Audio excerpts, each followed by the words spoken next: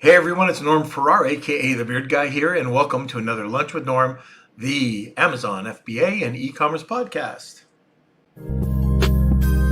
Lunch with Norm. Lunch with Norm. Lunch with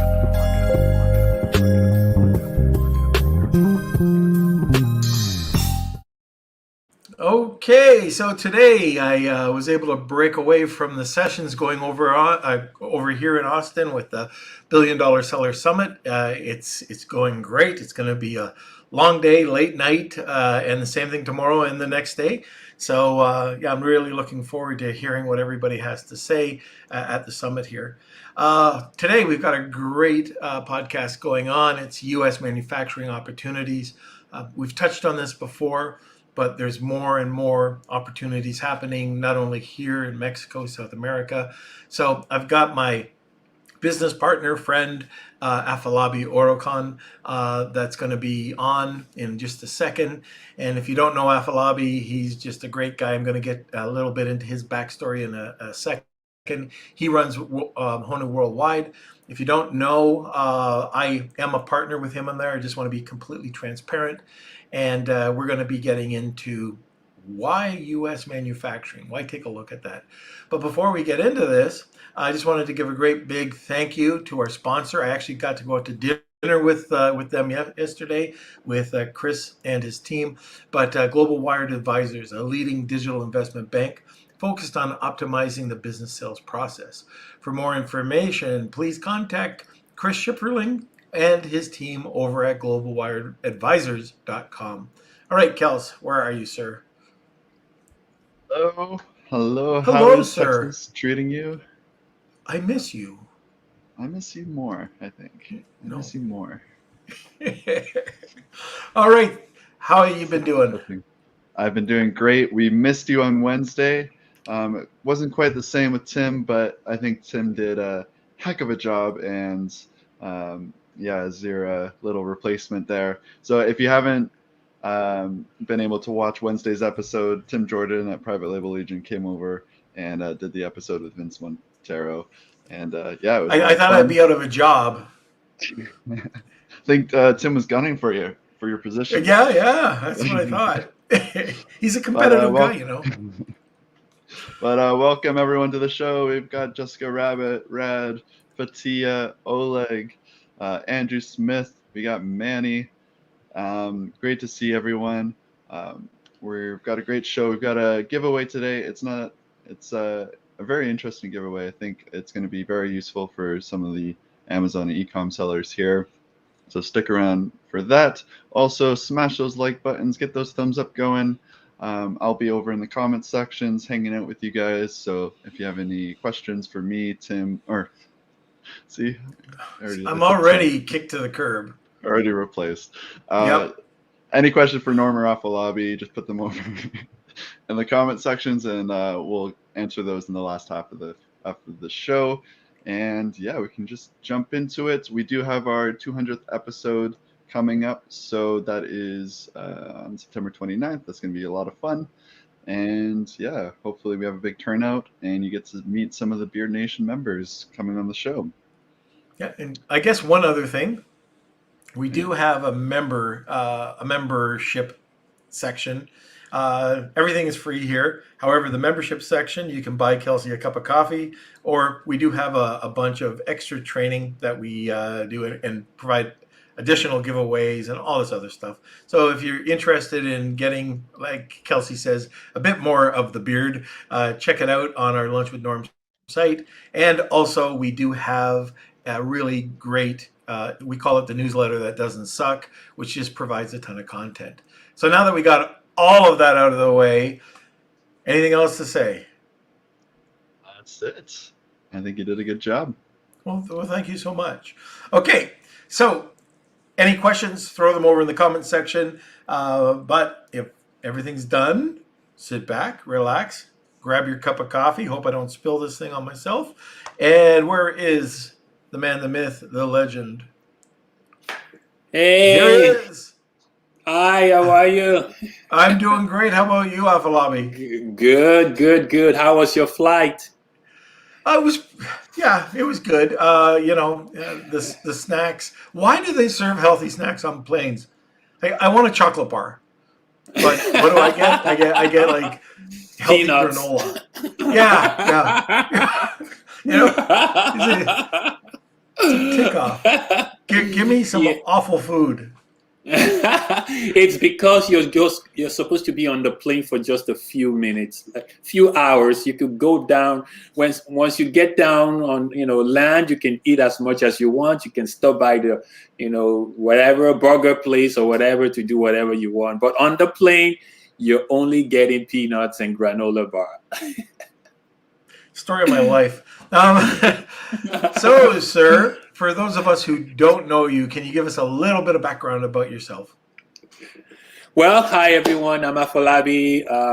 Have been sourcing products, developing products for a long time. I started selling on Amazon from the very beginning in 2001, 2002, when Amazon was just moving over to FBA. Did some work with Alibaba as well. Worked on some of their platform. Have Amazon stores of my own. I've exited one, about to exit another one. It's just great to always be here and to help people develop their products, help people look at what they're doing that can save them cost and improve their quality of their products. So I'm always happy to be here, Mr. Beard Guy. No, it's really great that you can bring the experience of. There's a lot of service providers out there that have not the slightest clue about Amazon. So you can come in and you can talk about experience. And we're not talking small brands either. These are, seven-figure brands that, they're very good brands that you have. So anyways, you gave me $20 to say nice things about you. I did. Now we can get into the meat and potatoes. Yeah, let's do it. Very first question. So we're seeing a huge trend, and the trend is coming more back to the US. Yes. And why is that? Well, the first thing is the shipping from all over the world into the US is been 300 to 600% higher. And then we're seeing high prices increase in raw material cost from China. We're seeing most of the factories in China are heavily booked and they are short staffed. That means the quality is dropping every day. Now you place an order or you place you want to get a sample from China, it's going to take way longer to even get a sample out. And then your first order is good, the second order is worse. So everybody's starting to see their products fail inspection. The defect rate is getting higher. So when you had the cost of shipping and the tariff and the defect rate and all the risk involved in making products in a country like China, it looks like the US is getting very attractive for some products. Right now, the big question, can the US be competitive? Yes and no. Let me start with the no. The no is there are some products that are just labor intensive. One, there are some products that the raw materials are not readily available in the US, like bamboo. I don't know if US has any bamboo, so there's no way the US can compete in those kind of products. There are products that take too much, like I said, touch points. They require so much hand labor. They require so much materials that are not available. Those ones you cannot make in the US. But the yes part of the question is products that are big and bulky, products that are premium quality, products that are very innovative in the way it's designed and the way it's produced. Like I visited a factory last week in the US here, and I was really, really impressed with the new ways of building products. I mean, this guy showed me patented way of him, how he built a shelf. I'm like, wow, that is. He says, look, I can finish this shelf from start to finish in 20 minutes. And he showed me. And these are, if you had to use the conventional way of building this shelf, it would have taken 2 hours to build it. But he was able to reduce the way to build this product in less than 60-70% of the time, cut off from the time of production. So I'm starting to see that for automated or semi-automated production, US is having more opportunities. I even heard that some factories from China are starting to relocate to the US. Can you believe that? It's happening. It's happening. Well, yeah, they're going to have to compete. Like even the Chinese, I can see it happening because if it's out of their control, especially the shipping costs, and they're seeing their business drive or drop, you know, what are they going to do? But what I'd like to talk a bit more about, what are the competitive niches that you can look at? Like, you designed shoes. Your very first product was, and a lot of people don't know this, that you designed your own shoe line. And that's not something that you could do over here. That would not be a product that I would go, okay, let's go find US shoe manufacturers. Not profitable. What are some categories, niches that you would look at? Okay, so I started to develop a whole database of US suppliers that are ready to do business, because not all of them are ready to do business, unfortunately. I'm starting to see the number one on my list is wood products or millwork. MILLWORK, millwork and wood is number one because the raw materials are readily available in the US and Canada. Number two would be plastics. Anything that is injection molded, that you create the mold once. Your biggest expense is your mold. And then they feed the mold into a machine, and the machine runs your product 24/7. It's all fully automated. That doesn't require any labor, right? So the US is starting to be a good contender in products like that. Also, other products that are printed materials that use like substrates or like magnets, like vinyls and stuff like that. They are readily printed here in the US. These products are actually the chemicals or the raw materials for these products are actually shipped from the US to China to make into a product, and they ship back to us here. So those kind of products are good. Another one I'm seeing more that I'm talking to suppliers here is metal, like powder coating. Yeah, really? Metals. Yeah, there is a lot of steel. There's a lot of aluminum, and there's a lot of hybrid metals that the US has developed that if you're not married to a certain kind of metal, you could actually get into hybrid materials. I'm seeing a lot of film, like the factory I visited, they showed me a wooden product and they asked me a question. They said, "What material is this?" And I just couldn't tell. And I said, well, is it wood? Is it MDF? Is it what? And they called it a special name. They're like, oh, it's a new material. And it's not wood. They said it's better than wood. It's better than MDF.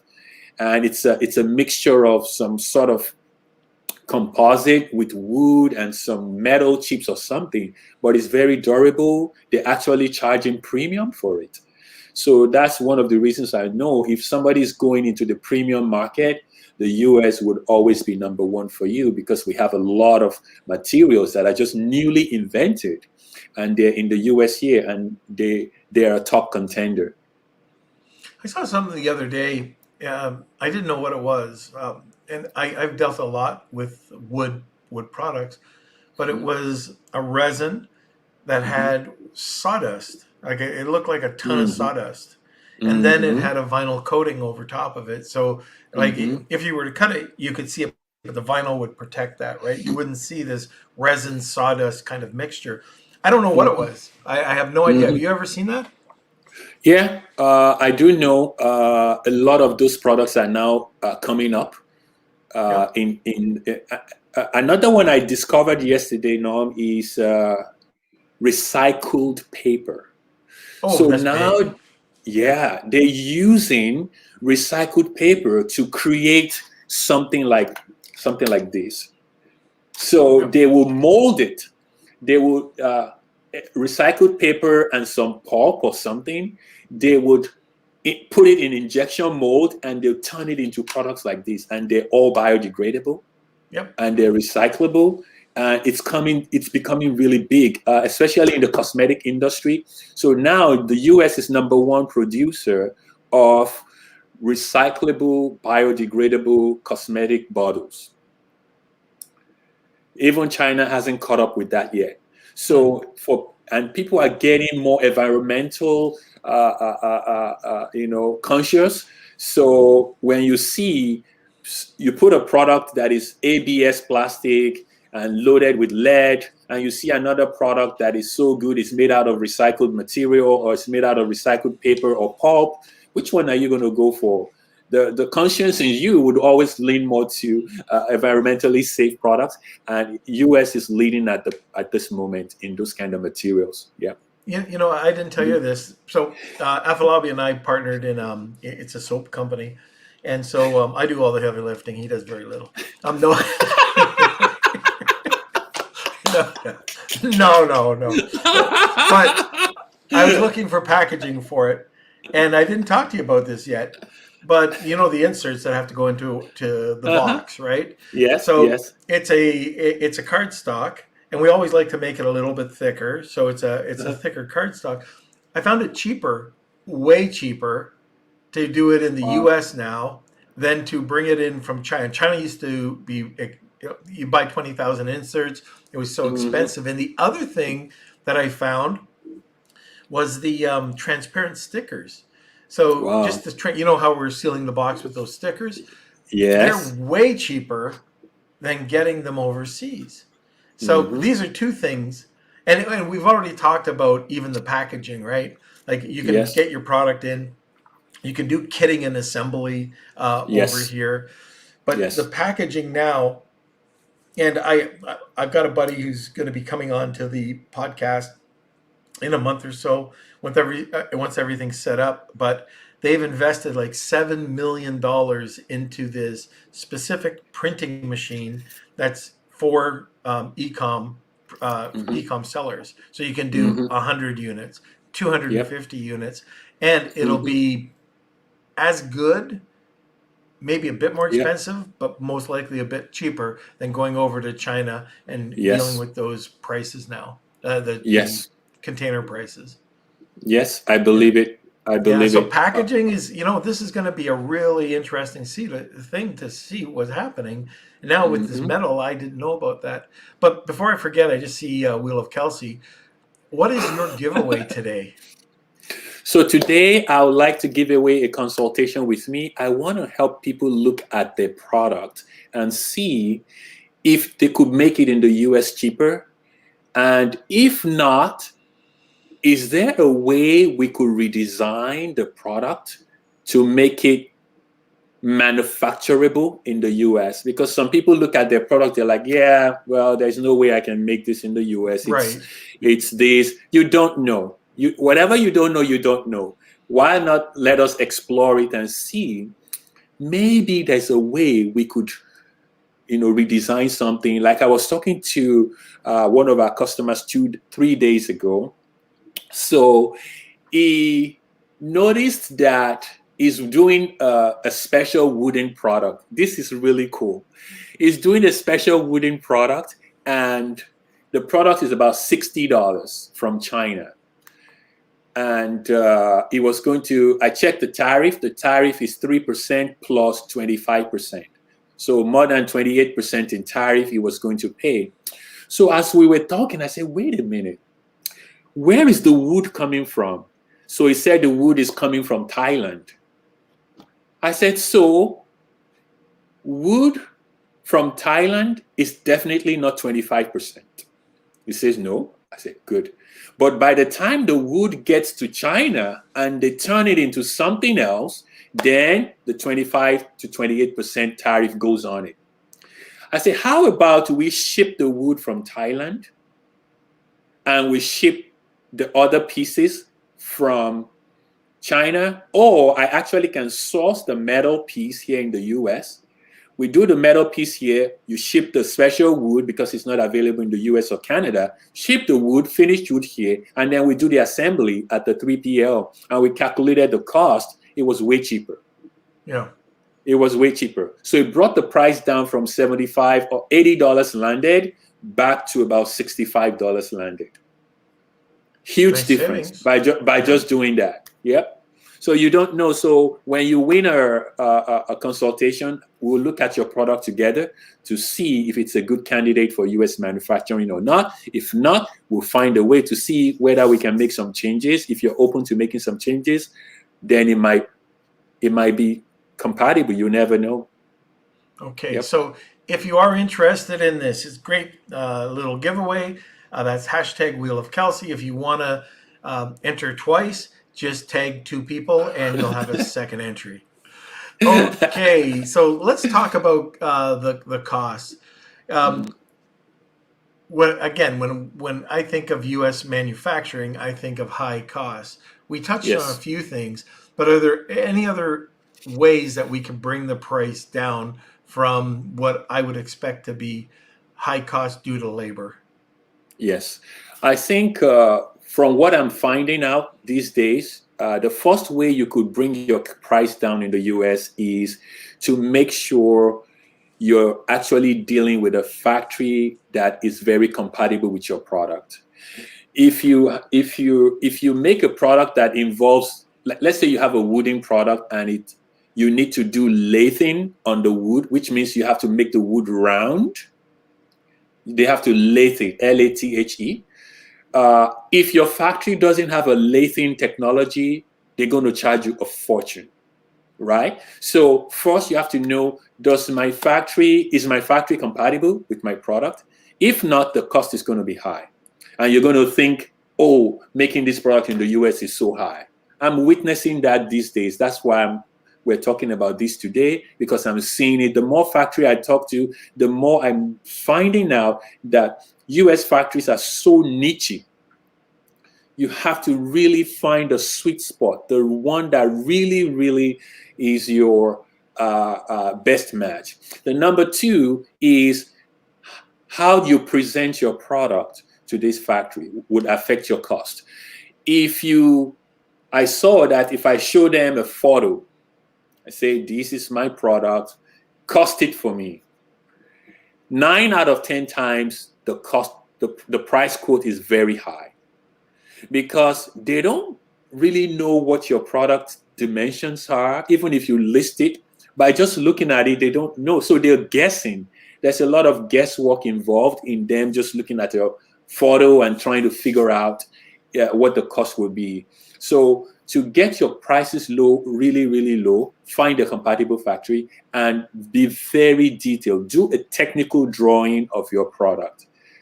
It could be a black and white technical drawing that specs out everything in your product and give it to them, because these factories are mostly run by or owned by engineers in the US. So when they see a spec sheet, they understand it. Remember, the only thing that has been keeping US factories afloat the past 30 years are projects from bigger companies. They give them projects, big projects. And when they give them this project, they give them spec files. They give them very highly technical spec files. So in order for us to enter into this space of US manufacturing, we need to give them at least something to work with.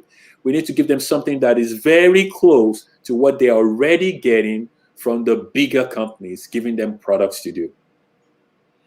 Yeah, I know, like even us, we've heard back from manufacturers that we've gone out into China who we think have dealt very, like on a regular basis with Amazon sellers. And we've seen so many shut down, like that will not sell to Amazon sellers anymore because they don't give the proper information, or they're constantly changing their minds. And Yes.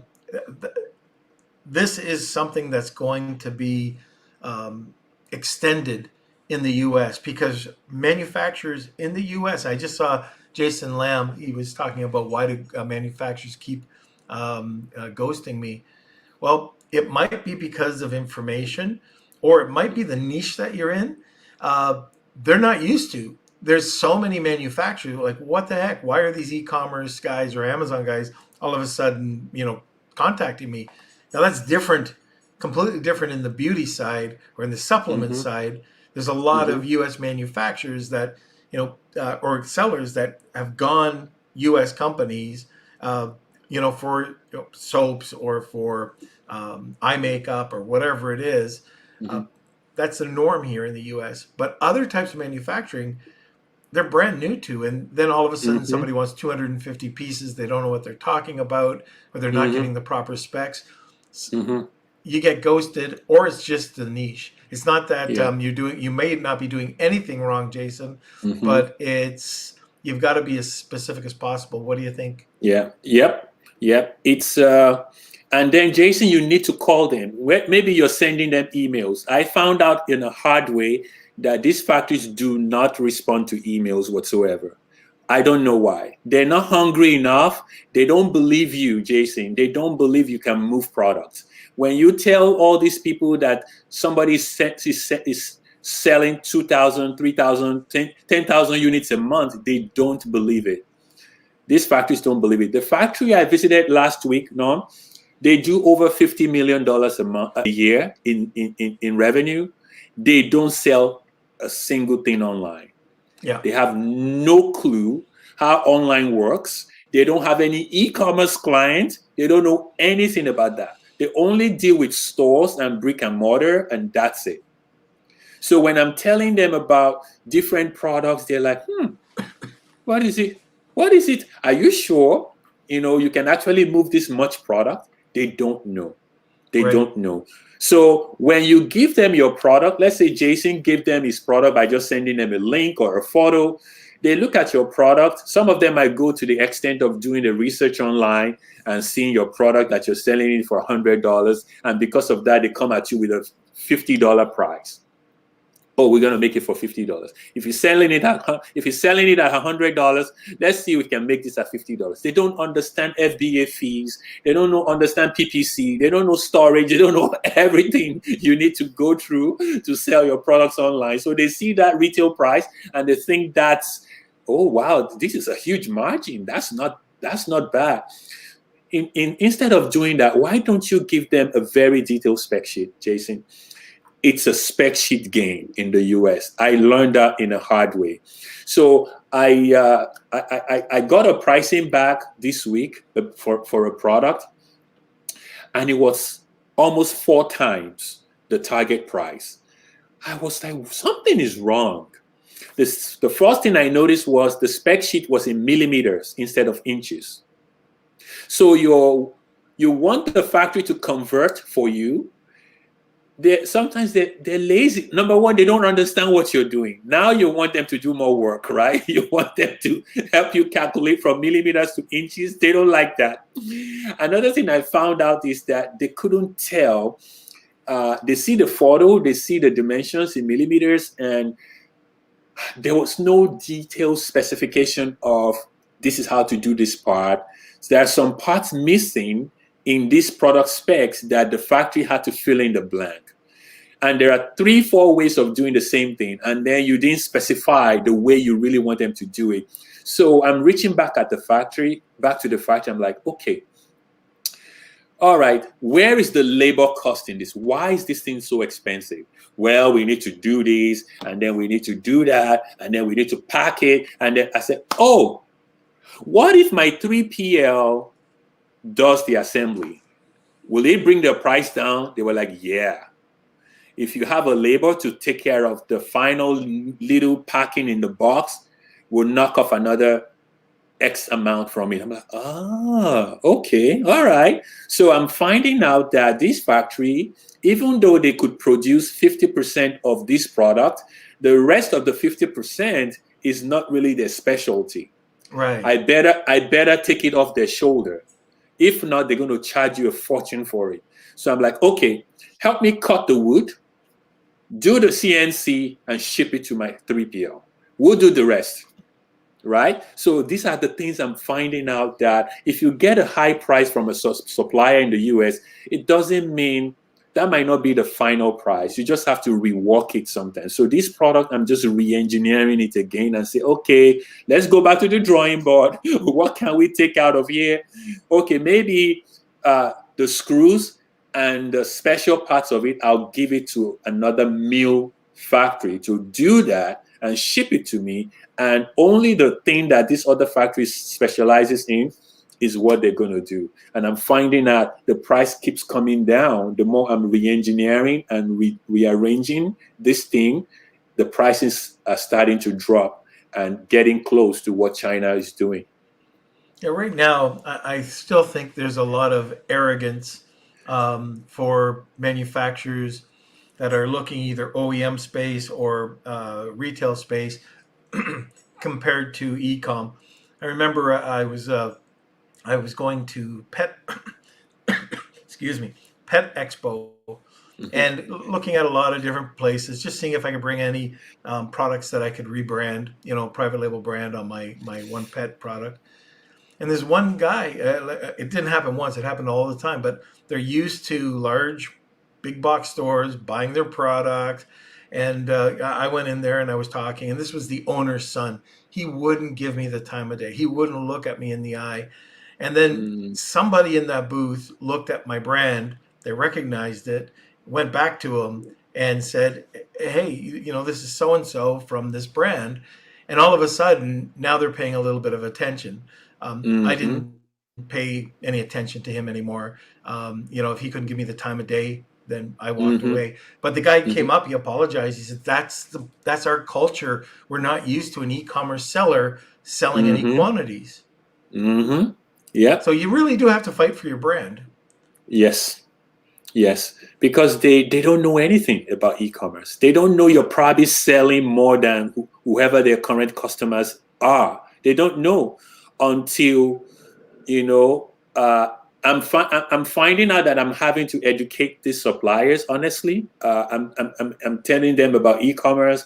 I'm telling them, look, these are the volumes my customer is moving, so you better take me seriously. If not, you're going to lose out on this opportunity. So they're starting to learn about this. I still think we are 2 years away from most of these manufacturers are really, really getting it. But whoever starts now would win.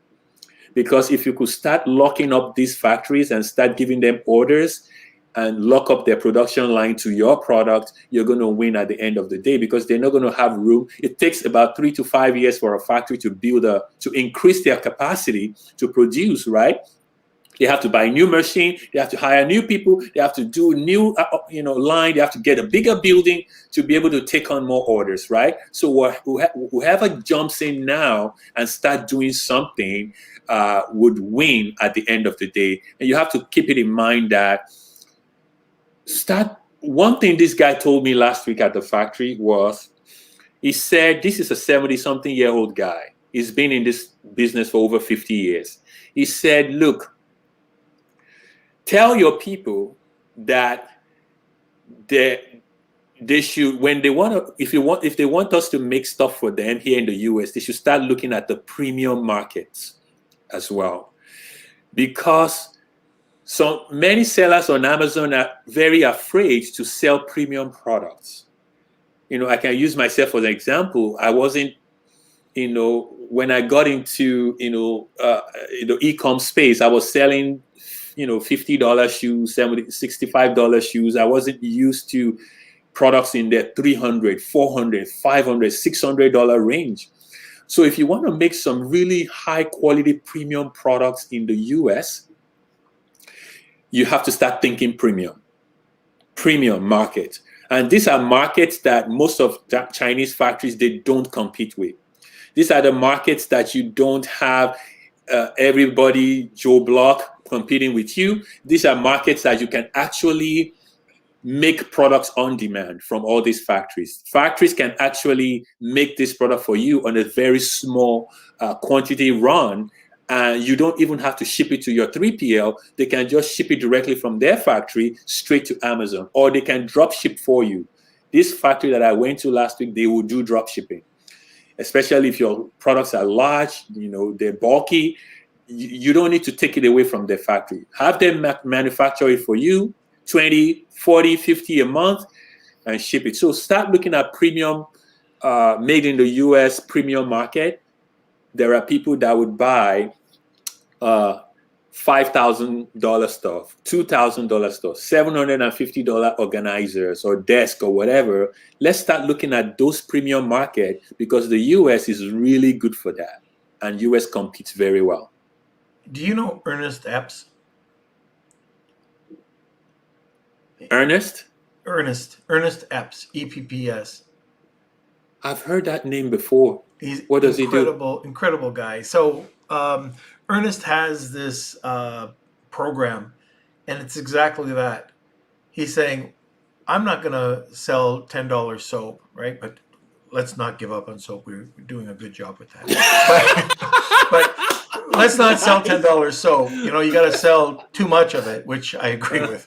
But let's focus on $1,500 barbecues or $2,000. And he goes out and he finds very, very expensive products, premium products, that he's got a course out there on how you find these products, put them on Shopify, drive traffic over, spend very little, because you don't have to spend a ton on the traffic to get people over. Yep. And now you don't have to sell 1,000 bars of soap. You sell one barbecue, and you're getting the same amount of profit.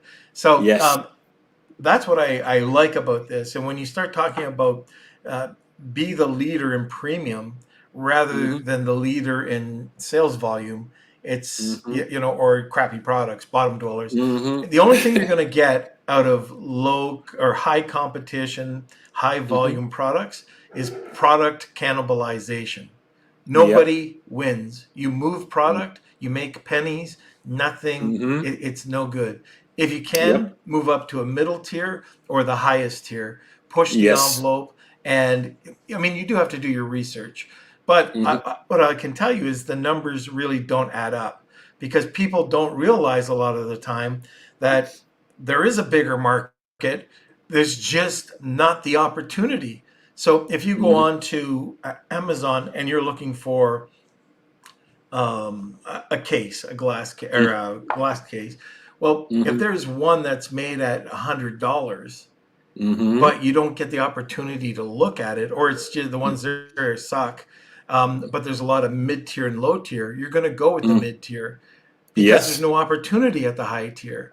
Exactly. So I love doing that. I love being able to take a product that didn't exist, and we did that with the toe wart remover, where we took a product that only had, like, the top seller was $15,000 a month, and with the repackaging and rebranding and external traffic, we got that over $100,000 a month with a $9.99 to $24.99 price point.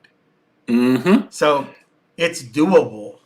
Of course it is. And people listening now, your Amazon, you're always racing to the bottom. Leave that market alone. Start thinking about something premium. Let me give you a name of a company. It's called Thomas Moser. ThomasMoser. Thomas Moser sells $25 million a year online, selling premium furniture made in the US. Each of his dining set is like $7,000. He sells a chair for $2,000. Some of his sets are $15,000. Guess what? People buy it. Yep. People buy it. When I saw it, I heard about this company. I'm like, really? And I went to his website. He sells a lot. $25 million. He doesn't have to, it doesn't have to advertise a lot. It doesn't have to spend any money on anything. It goes straight to his clientele. His clientele knows him and they order. These are people that buy products for their penthouses. These are people that only buy premium stuff. I was talking to a guy sometime last year, and I'm like, "Wait, how do you shop on Amazon?" This guy says, "I never buy the cheapest. I never buy the middle. I always go for the highest." He says, because I'm just afraid that those middle or the low grade are going to be crap. So I don't want to return products. I don't have time. My time is precious. I don't want to put anything inside a box and drop it off at the UPS store to return it. My time is more precious. I'll go for the very, very premium one, high, ratings and stuff like that, because that's just what I want. So premium market, US is right for it. If you want to go into it, I think it's going to be well worth your while. And for exporting, we can't forget about that. You bring in premium products, like for us with our soap, we sell in Japan. Japanese love Hawaiian soap, and they'll pay $24 to $36 a bar. Yes, correct. It's crazy. But anyways, I was going to say, I just wanted to remind people that we've got a great giveaway. Afolabi is going to consult, take a look at your product, see what you can do to improve or revise the product to make it better for the U.S. manufacturing marketplace. So it's a full consultation with them. If you're interested, it's #Wheel of Kelsey. If you want to join twice, it's just tag 2 people. So we do have a bunch of questions. I think I keep seeing, I'm blind as a bat, but I see things going down. But is there anything else that you want to add before we go to the questions? Okay, before we go to questions, you can also consider hybrid manufacturing. This is what I learned last week as well. I knew it as a concept, but I didn't realize that US manufacturers are doing it. So this guy says, look, I make the wooden products here, but I bring all my accessories from China. So he's bringing some little items that, like some knobs or things that go into the furniture or that goes into he's bringing them from China. So he's looking at the US market and he's like, okay, I think price-wise or economy-wise, I think it's better for me to bring this one from India. He's bringing some from China, the little ones that don't have high tariffs. He brings them in. They're not so big and bulky, brings them in, and then he uses them to finish the main product in the US.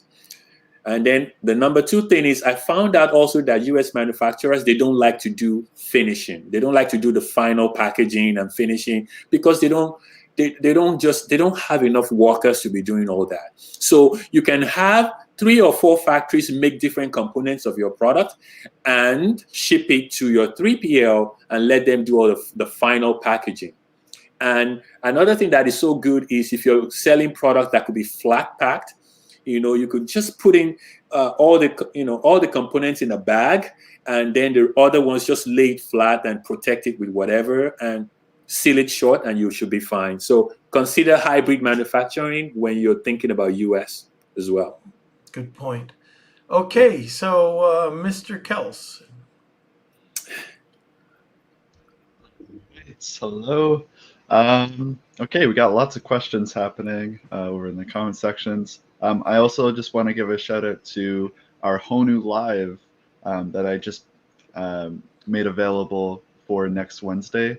So Afolabi does a bi-weekly HONU Facebook Live video about sourcing in the US. We've done live demos, how to find your products, all that good information. So if you go over to the HONU Worldwide Facebook page, you'll see an event that I just posted about, so you can RSVP there and check it out. It's about redesigning your products for US manufacturing. So yeah, check that out. But yeah, let's jump into some questions. First one from Jessica Rabbit. Do you think differently about which products to source depending on the sales platform? For example, Walmart or Amazon or Shopify? Not really. I don't think differently because if you're going to make stuff in the US, any of this product will sell in any platform.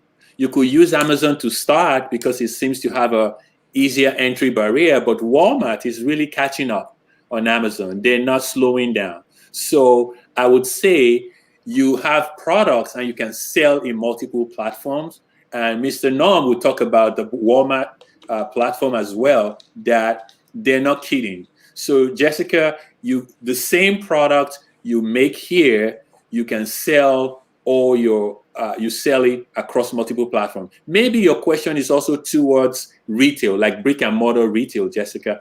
So if you're thinking about brick and mortar retail, not just online, let's say Walmart or mom and pop store, you should think about your packaging when you're doing your product. Make sure your packaging can also be sold by all those brick and mortar stores as well, right? So you make one product and sell it in multiple platforms. It doesn't matter what platform you're selling. Or if you want, you could make different versions of your product. You can say, all right, I want to make this one, I want to gear it to the Walmart customer, and I want to make this one, I'll gear it to the Amazon customer, and I want to make this version or variation, I want to gear it towards Shopify SKU version. If that's the strategy you want, because it looks like Amazon customer might be a little different from Walmart customer, and then Shopify, the guy that I sell is selling 25 million US furniture is selling through Shopify, believe it or not. People are paying thousands of dollars for this furniture. So the same way you could go in different ways, but I'll let Norm talk about Walmart. What do you think, sir? Oh, Walmart, that's what I'm speaking here at BDSS. But Walmart is a contender. They've got this new thing called Project Glass, which is taking the retail experience and enhancing it with online sales, pickup, delivery. So they're kind of, it's the new retail. So they've got fulfillment centers all over, the 5,000 fulfillment centers all over the U.S. It is going to be a biggie. So I would be definitely looking. It might not be this year, but by the time next year rolls around, being able to sell on Walmart.com, and if you've got a good product, solid sales, get invited into Walmart stores. And so being able to pick up there. So there's lots of huge opportunities right now. And by the way, just a quick note, if to apply right now, you want to make sure that you're a U.S. company.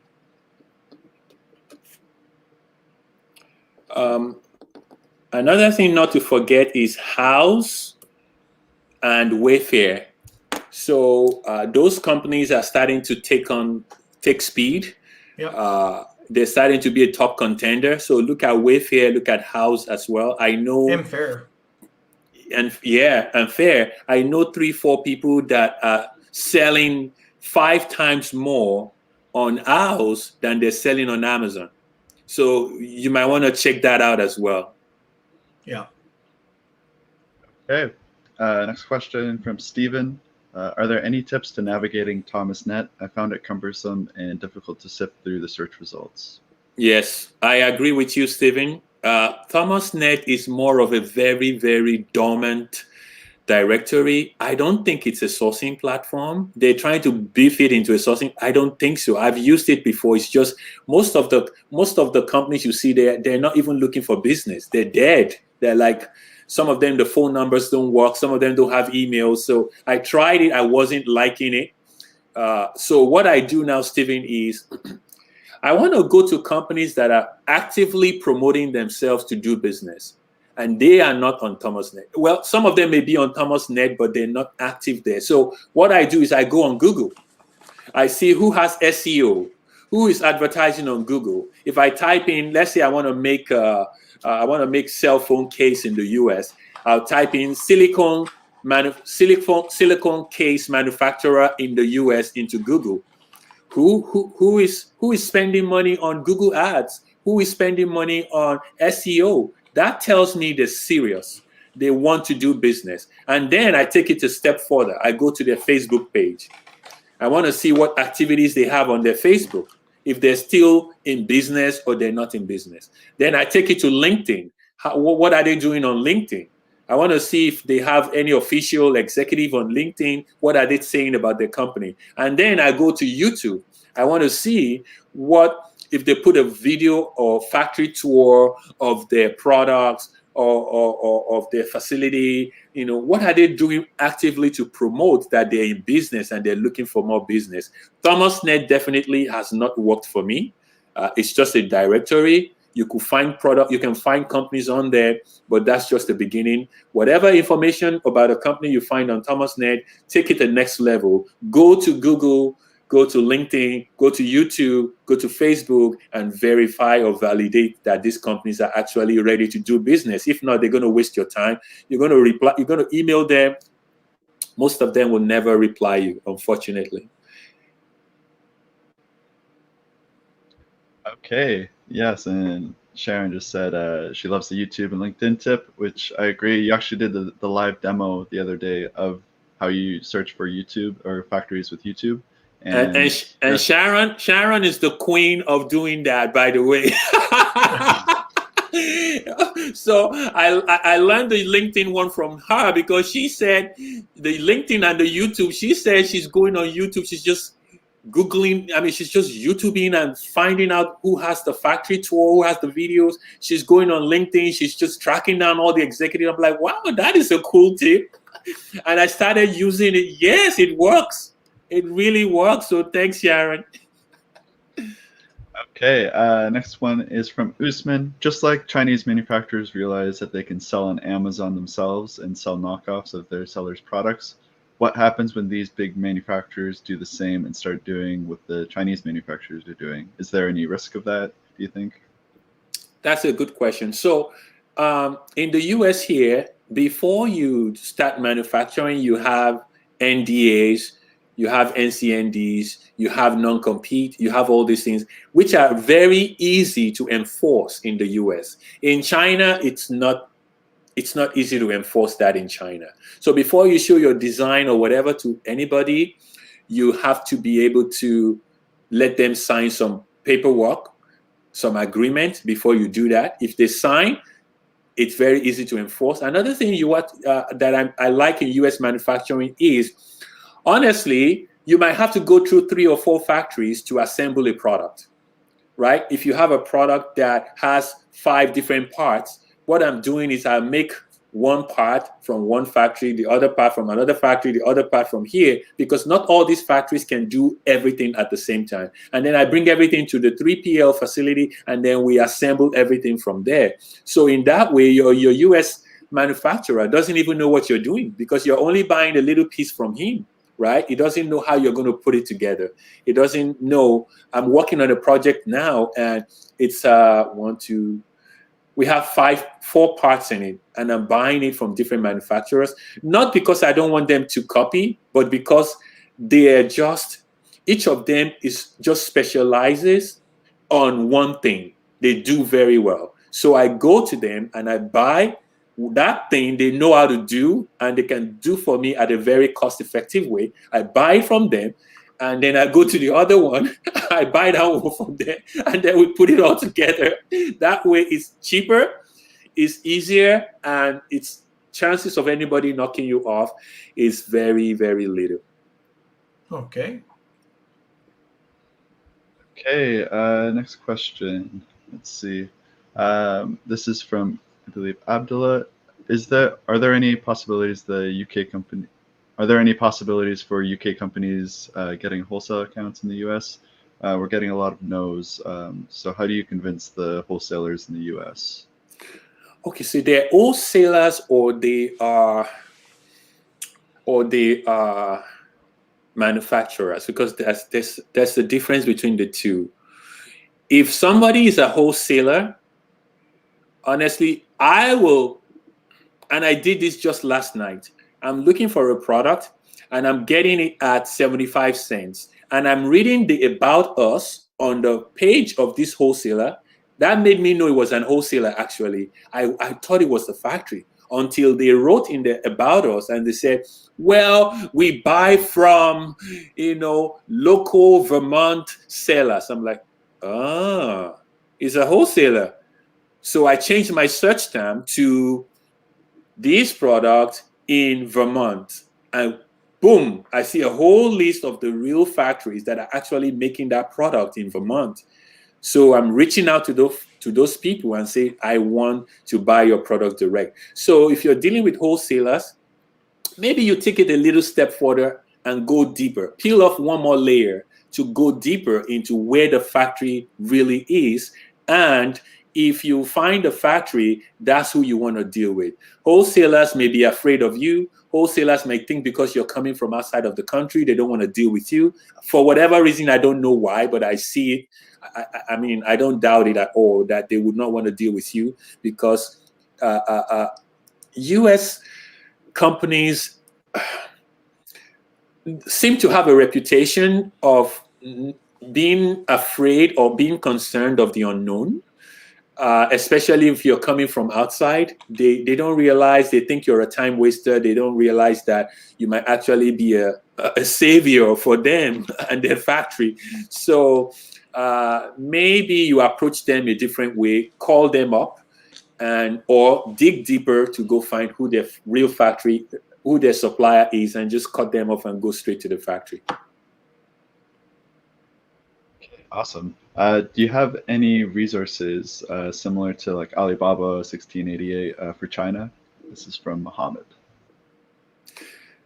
For US, yeah. for US, no.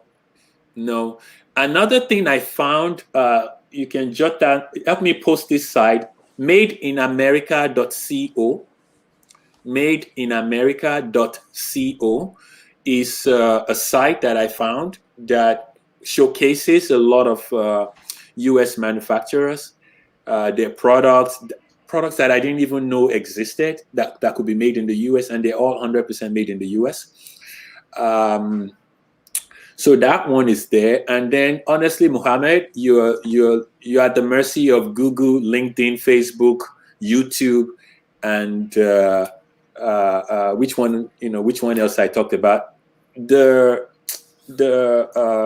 Thomas Net, I don't know. They're supposed to be a top contender for Alibaba with US, but they're not there yet. Unfortunately, they're not there yet. You might have to use 4 or 5 different platforms just to get what you want in the US, unfortunately. Hey, Jessica, how do you determine whether the factory you're interviewing specializes in your particular niche, so you source correctly and most economically? Oh, good one, Jessica. So the first thing that you can know is by their price. If their price is way off, completely way off, you know that they're not a perfect fit.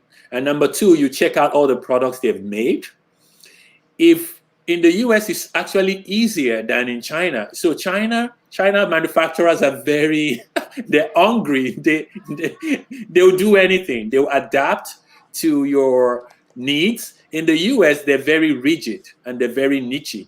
So if a US manufacturer is only making 5 types of product, Jessica, don't even bother to give them any type, because they only will stick to that 5 with a slight variation.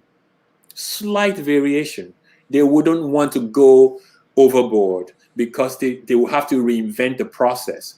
Remember, a US factory thrives in automating their workflow, automating their manufacturing. So if you give them a product, they don't have a workflow, they don't have a process in place.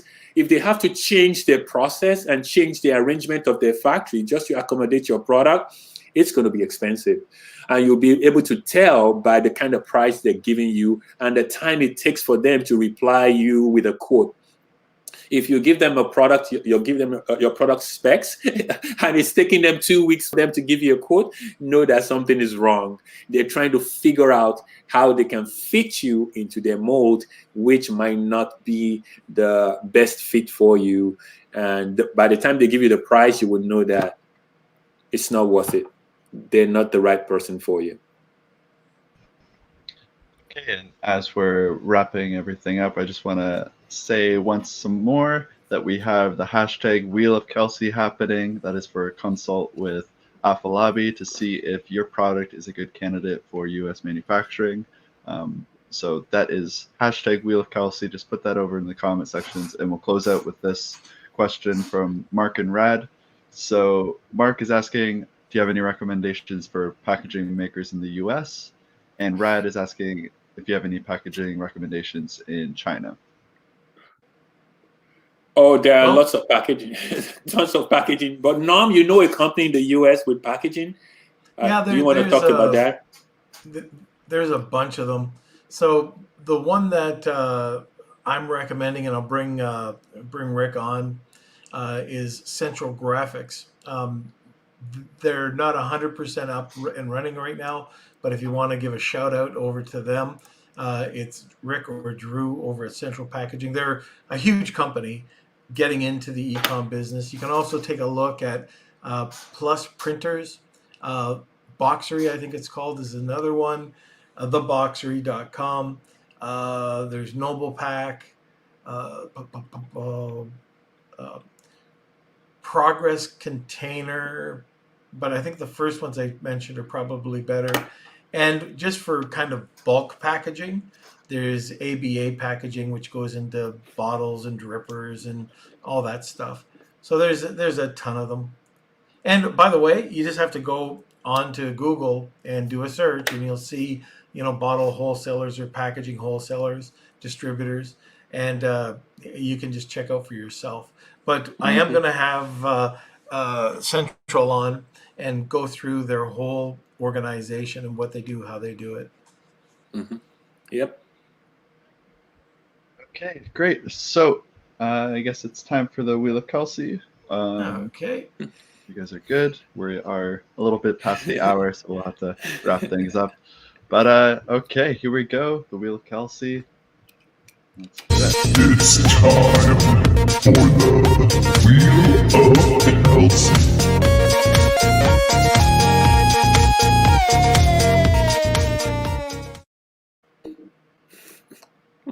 If we missed any questions, if you don't want answers to them, please go over to our Facebook group, Lunch with Norm, Amazon FBA, and eCommerce Collective. We can only get to so many in an episode, so if there are more, just put them over into the Facebook group, and someone will for sure answer or give you an answer and their feedback. All right, here we go, the Wheel of Kelsey. I'm going to shuffle the names up real quick. This is for the consult with Afolabi. 3, 2, 1. Wheel of Kelsey. And the winner is Adel TV. So this is a YouTube one. So Adel TV, Right. you need to contact me at k@lunchwithnorm.com. You need to contact me. There's no way for me to find you. Contact me. If not, we'll have to spin again and pick a new winner. But anyways, congratulations, Adel TV. It's probably Simon with another name. I wouldn't be surprised. Yeah. But yes, thank you for everyone for entering today's contest, and come back on Monday and we'll do another Wheel of Kelsey. Okay, so I'm still going to be here in Austin at the BDSS on Monday. So hopefully everything is, I can get on like I did today. No glitches with the internet. But Afolabi, how do people get a hold of you? Just send an email to savings@HONU Worldwide, or hit me up on Facebook. Just do a messenger to me on Facebook. I'll be able to reply, answer you. If you want to do a Zoom call, whichever one you can. Savings@HONUWorldwide.com or Facebook Messenger. I'll reply you immediately. Okay. All right. Sir, thank you for coming on today. You're welcome. I'll be contacting you a little bit later on and talking to you about more soap. What's the lunch over there? What are you guys having for lunch? I have no idea. I know it's happening in an hour, so I'm not going to miss that. Nice. Awesome. Okay, enjoy yourself over there. I wanted to come, but I needed to take care of some stuff for my son this weekend. So don't worry, next time maybe I'll surprise you guys and show up. That would be awesome. All right, Afolabi, thank you for coming on, and we'll see you later. Okay, everybody, so thanks for joining us today. On Monday, like I said, I'm going to be back, but I'll be doing it live from the hotel room. But Elena Saris is going to be coming on. She's got an incredible new book that just came out this week, and it's something really interesting. So those of you that don't know Elena, she is a public defender, and she left this great job. She's still doing it, but for the most part, she's selling on Shopify. And she wrote a book about shiny object syndrome and how to weed through these shiny objects and really take advantage of the full-time opportunities. So those of us who have heard her talk on this podcast before, or if you've ever known Elena, she's incredible to listen to. So she's very engaging. She's awesome. Now, I don't tell her that I said that because her head will get that big. Anyway, that's going to be happening on Monday. Kelsey, anything else happening? No, that's pretty much it. Yes, Jessica Rabbit loves Elena. Elena, her energy is fantastic, and yeah, it's captivating when she talks. So definitely tune in for that. It's going to be great. And yeah, I think we have our big fan episode happening September 29th. We've got the roster figured out, so I will be releasing some more information about that. But again, if you want more of the beard, if you're looking for more trainings, small group sessions with me and Norm, like next week we're doing a Q&A session with me about social media, answering all types of different questions about branding and social media. Go over to our Lunch with Norm website, click on the membership area, and you'll be able to see all of the different things. Or if you just want to buy us a cup of coffee for the month, that's something that's available too. But yes, smash those like buttons if you haven't already. And I think that's it. Our Facebook group is called Lunch with Norm, Amazon, FBA, and eCommerce Collective. So that is the main area where we post updates and anything that's happening in the group or on the podcast side too. You know, there is one other thing I wanted to talk about, and it's not just because Chris bought me dinner last night, but Global Wired Advisors, we were talking last night, and you don't have to have a $100 million account to talk to these guys. Chris was telling me that he's had a bunch of people call their Amazon sellers. They want to get into a position where somebody's going to buy their company, and how do you do it? Now, he's in, like he said to me last night, he's in for the long term. He's willing to give as much advice as you want. So when you do sell your business, you get a great deal. So yeah, really do check him out over at globalwiredadvisors.com. And you know, it's part of it. They're a sponsor, but after sitting down with him last night, I mean, he had so many really great, interesting things to say. So if you are looking or want some free advice, check that out. So join us every Monday, Wednesday, and Friday at noon Eastern Standard Time. It's getting late. And Eastern. Yeah, oh, did I say that? Not Central. That's these, oh boy, how many years? It's these events. All right. Okay. Thank you everybody for watching, and we will see you on Monday. Lunch with Norm.